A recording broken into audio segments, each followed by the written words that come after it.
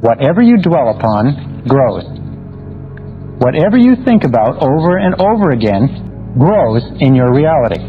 Whatever you plant into your subconscious mind, it immediately goes to work to bring into your reality. Your subconscious mind makes all your words and actions fit a pattern consistent with your self-concept. In other words, it keeps all your words and actions consistent with all previous information that you have put in.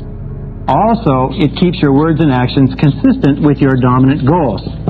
So that means that your body language, your attitude, your level of energy, your level of self-confidence, the way you get along with other people, your social skills, everything is consistent with your self-concept. The subconscious, simply without you thinking about it at all, keeps everything consistent with it. So when you feel really good, when your self-concept is positive, you have a bounce in your step. Your body language is confident. And when you feel negative, your self-concept is negative, and you will act in the same manner.